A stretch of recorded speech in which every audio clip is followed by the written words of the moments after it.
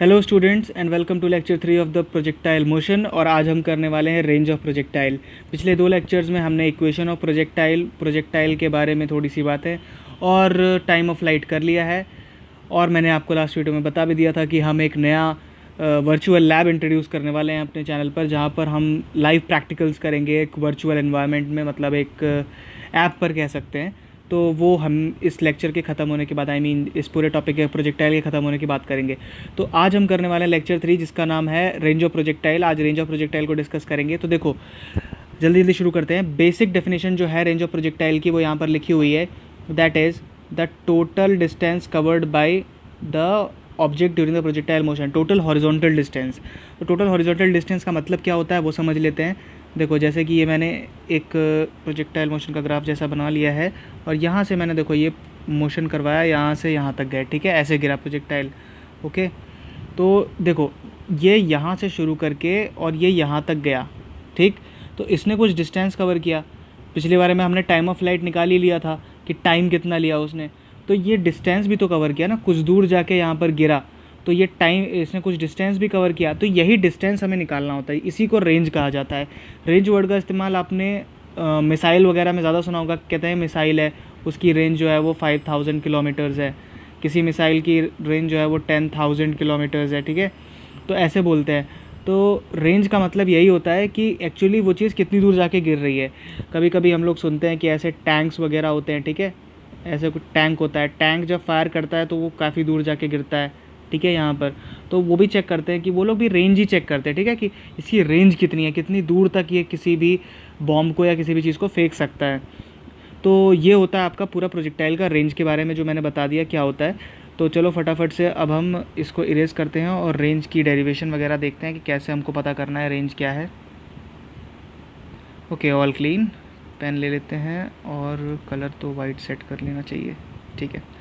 तो देखो रेंज के लिए क्या होता है। अब देखो अपने पास अगर हम फिगर पे दोबारा जूम कर लें तो देखो ये सीन है। एक वेलोसिटी जो है वो ऊपर की तरफ दी हुई है हमने, ठीक है।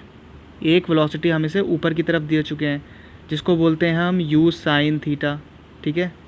ये वेलोसिटी इसको ऊपर लेके जाती है, मतलब हाइट कवर करवाती है, ठीक। और जो दूसरी वेलोसिटी है, द सेकेंड वेलोसिटी, इसको जो बोलते हैं हम u cos थीटा, ठीक है। ये इसको आगे लेके जाती है, मतलब डिस्टेंस जो हॉरिजॉन्टल डिस्टेंस कवर करता है ये u cos थीटा की वजह से कवर करता है। तो अभी हमको क्या करना है, अभी हमको देखो हॉरिजॉन्टल डिस्टेंस फाइंड करना है, ठीक है। तो हमको वर्टिकल वाले का कोई काम यहाँ पर नहीं पड़ेगा। काम किसका पड़ेगा, इस हॉरिजॉन्टल वाले का काम पड़ेगा। तो हॉरिजॉन्टल वाले को स्क्वायर ब्रैकेट में ज़रा बंद करो फटाफट से, इसका काम पड़ेगा u cos थीटा का। अब देखो, जब भी हमको अभी हमको निकालना क्या है, हमको निकालना है हॉरिजॉन्टल डिस्टेंस। और डिस्टेंस का हमने बचपन से एक फार्मूला पढ़ रखा है, that is distance equals to speed into time. पढ़ा है कि नहीं, ठीक है, distance equals to speed into time. तो यहाँ पर क्या है, स्पीड की जगह वेलोसिटी दी हुई है, और टाइम टाइम ऑफ फ्लाइट जो है वो पिछले वाले में निकाल चुके हैं, ठीक है। तो फटाफट से इसको वैसे का वैसा ही पुट कर देते हैं। तो मैं थोड़ा सा जूम आउट कर लेता हूँ। हाँ, तो देखो अभी हमको क्या करना है, डिस्टेंस दिया हुआ है, तो डिस्टेंस हमको निकालना है। तो इस डिस्टेंस को मैं यहाँ से यहाँ तक का डिस्टेंस जो इस प्रोजेक्टाइल ने कवर किया उसको x मान लेता हूँ। रेंज को मैंने x मान लिया, ओके, रेंज को मैंने x मान लिया।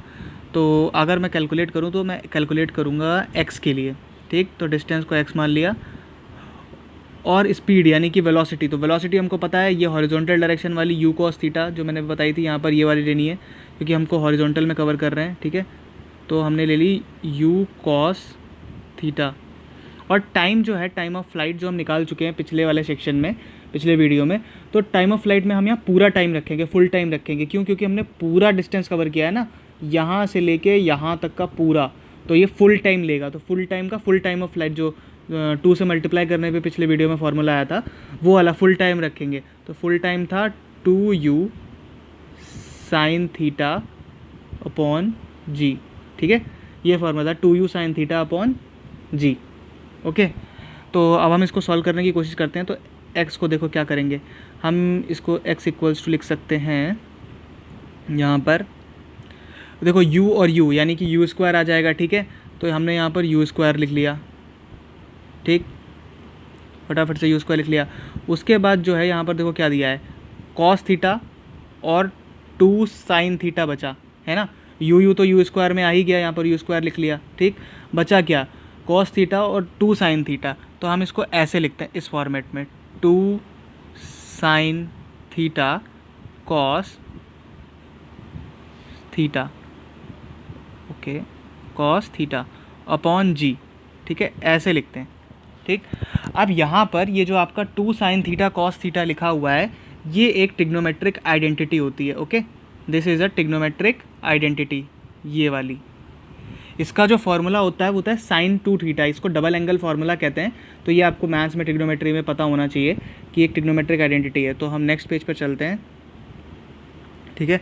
तो अभी जो हमने एक्सप्रेशन लिखा था उसको फिर से लिख लेते हैं, that is x equals to u square two sine theta cos theta upon g, okay. अब इस एक्सप्रेशन में हम आइडेंटिटी लगा देंगे, तो चलो आइडेंटिटी लगा लेते हैं फटाफट।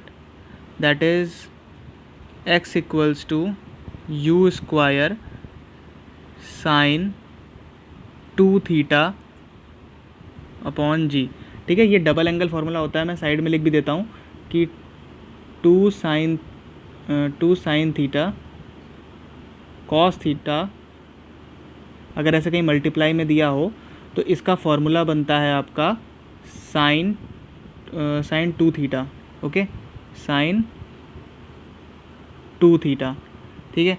तो ये हमारा शॉर्ट में नोट बन गया, इसको हम ऐसे बॉक्स में बंद कर देते हैं। ये हमने फार्मूला जो अप्लाई किया वो लिख दिया यहाँ पर, ठीक है।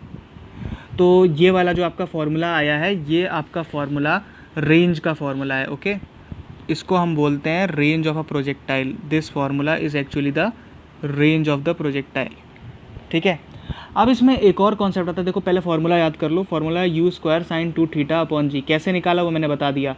निकालने के लिए हमने पहले सबसे इसका इस्तेमाल किया, that is distance equals to speed into time, ठीक है। और डिस्टेंस ये हमें निकाली थी। स्पीड की जगह पर हमने वेलोसिटी रखी, जो कि उसको हॉरिजॉन्टल डायरेक्शन में हमने दी थी, that was you cos theta.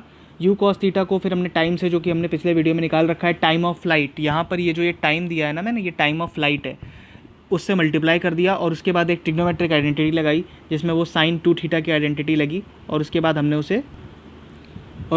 उसे सॉल्व कर दिया है, ठीक है।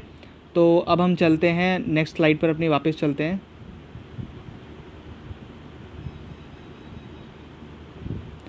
ठीक। तो अब इससे एक और कॉन्सेप्ट होता है, वो भी मैं थोड़ा सा डिस्कस कर लेता हूँ, that is the concept of the maximum range, okay, the concept of the maximum range. तो कॉन्सेप्ट है किसका, मैक्सिमम रेंज का, ठीक है। तो चेक कर लेते हैं, देखो मैक्सिमम रेंज क्या होती है। रेंज का फॉर्मूला जो है हमारे पास, that is u square sine two theta upon g, ठीक है। मैक्सिमम रेंज निकालने के लिए हमें रेंज, ऐसा एंगल, देखो ये जो x है ना आपका, ये x, ये किस पे डिपेंड कर रहा है, ये x जो है आपका, ये डिपेंड कर रहा है इस थीटा पर, ठीक है। थीटा पर डिपेंड कर रहा है, वेलोसिटी पे तो कर रहा है लेकिन थीटा पे सबसे ज़्यादा डिपेंड कर रहा है। एंगल पे हमको चेक करना है, ठीक है। तो एंगल पे डिपेंड कर रहा है, तो हमको ऐसा एंगल सोचना पड़ेगा जिस पर रेंज मैक्सिमम हो। मतलब किसी ऑब्जेक्ट को, अगर कोई ऑब्जेक्ट प्रोजेक्टाइल में है तो हम उसको किस एंगल पर फेंकें, ये जो ये थीटा एंगल बना के जाता है ना, तो हम उसको किस एंगल पे फेंकें कि वो सबसे दूर जाके गिरे, ऐसा एंगल सोचना है। तो देखो साइन का मैक्सिमम वैल्यू कब आता है, साइन का मैक्सिमम वैल्यू आता है साइन 90 पर। साइन 90 जो होता है वो आपका 1 होता है, ठीक है। बाकी सारी वैल्यूज इससे छोटी ही आती हैं, चाहे कोई भी एंगल रख के देख लो, ठीक है। साइन 60 इज़ √3/2, साइन 45 इज़ 1/√2, ठीक है। तो सबसे सारी वैल्यू से छोटी आती हैं। साइन का जो मैक्सिमम है वो आता है साइन 90 पर, ओके। तो अब यहाँ पर 90 कैसे आएगा भाई, यहाँ तो साइन टू थीटा लगा हुआ है, मतलब जो भी यहाँ पर एंगल हम रखेंगे ना इस जगह पर, वो 2 से मल्टीप्लाई हो जाएगा। तो अगर मैं यहाँ 45 रखूँ तो 45 2 से मल्टीप्लाई होकर 90 बन जाएगा, और हमें साइन की मैक्सिमम वैल्यू मिल जाएगी, ठीक है। तो यहाँ पर मैं वही एंगल तुरंत रख देता हूँ, that is x equals to u square sine, और यहाँ पर रखेंगे 2 × 45, ओके, 2 × 45, ठीक, अपॉन जी। यहाँ मैंने 45 डिग्री रखा है थीटा को, ठीक है, 2 × 45।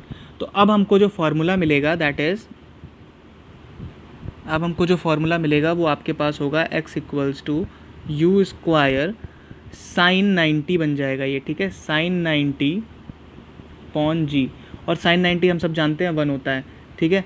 तो जो हमारी एक्स मैक्स यानी कि रेंज मैक्स आ रही है, ठीक है, एक्स मैक्स मैक्सिमम जो आ रहा है that is u square upon g, ठीक है, क्योंकि साइन 90 तो 1 हो गया, तो आपकी जो मैक्सिमम रेंज आ रही है that is u square upon g.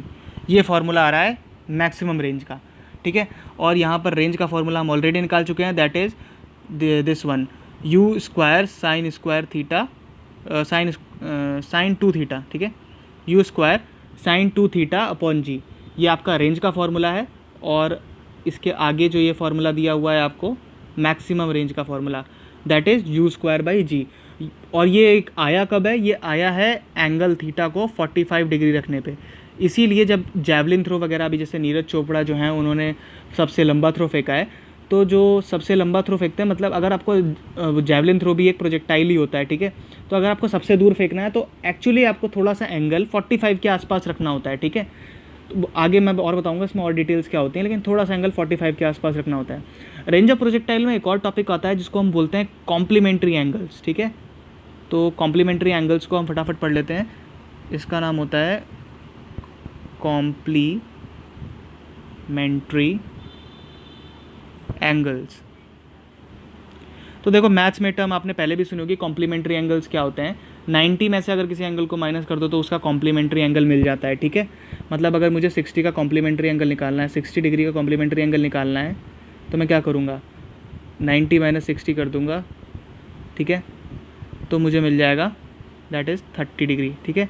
ये होते हैं कॉम्प्लीमेंट्री एंगल। तो यहाँ कॉम्प्लीमेंट्री एंगल का काम क्या है, देखो कॉम्प्लीमेंट्री का एंगल का यहाँ काम बहुत ही ज़्यादा अच्छा है। दैट इज़ अगर मैंने यहाँ पर ऐसे एक प्रोजेक्टाइल का सिस्टम बनाता हूँ, ठीक है, और यहाँ पर मैं एक ऐसे प्रोजेक्टाइल को ये यहाँ से लेके यहाँ तक फेंका, ठीक, मानो इसको मैंने फेंका किस पे, मान लेते हैं इसको मैंने फेंक दिया 60 डिग्री पे, ठीक है, ये इतनी दूर जाके गिरा। अब 60 डिग्री का कॉम्प्लीमेंट्री एंगल क्या है, 30 डिग्री। तो अगर मैं इसको 30 डिग्री पे भी प्रोजेक्ट करूँगा, दोबारा मैंने इसको किस पे प्रोजेक्ट किया, 30 डिग्री पे प्रोजेक्ट किया, तब भी ये गिरेगा वहीं जाकर, सेम पॉइंट पर जाके गिरेगा, ठीक है। तो प्रोजेक्टाइल जो हो, अगर किसी मतलब प्रोजेक्टाइल अगर जो है वो कॉम्प्लीमेंट्री एंगल्स पर प्रोजेक्ट किया जाता है तो वहीं जाके गिरता है जहाँ वो पहले एंगल पे गिरा था, मतलब, ठीक है।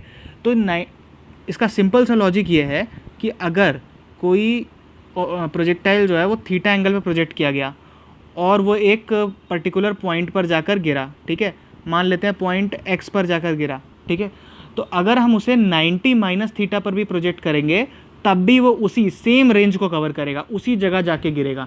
ये बात समझ में आनी चाहिए, ठीक है। कॉम्प्लीमेंट्री एंगल्स का कॉन्सेप्ट यही है कि चाहे आप उसको 30 पर प्रोजेक्ट कर लो, ठीक है, या फिर 60 पे कर लो, दोनों जगह वो सेम जगह जाके गिरेगा।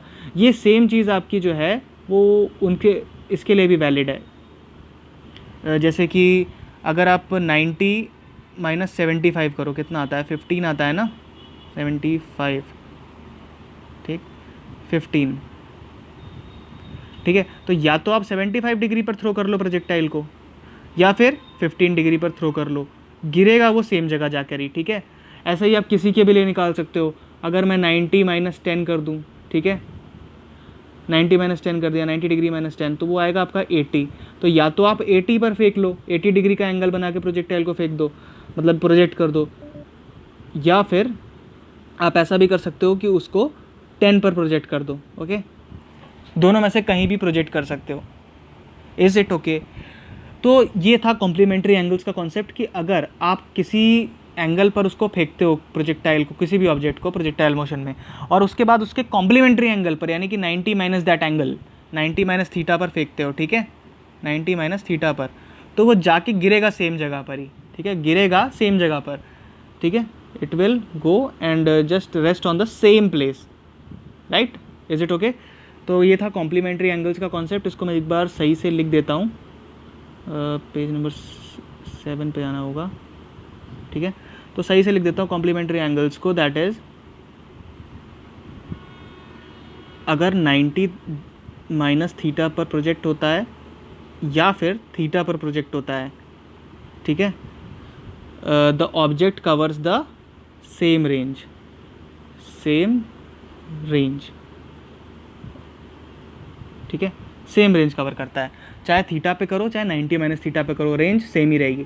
ये आपका कॉम्प्लीमेंट्री एंगल्स का कॉन्सेप्ट है, ठीक है। तो रेंज ऑफ प्रोजेक्टाइल यहीं पर ओवर हो जाता है मेरे ख्याल से। बाकी सारे टॉपिक्स जो थोड़े से हायर लेवल के, मतलब जेई नीट वगैरह के टॉपिक्स हैं, तो वो हम किसी और वीडियो में कर लेंगे।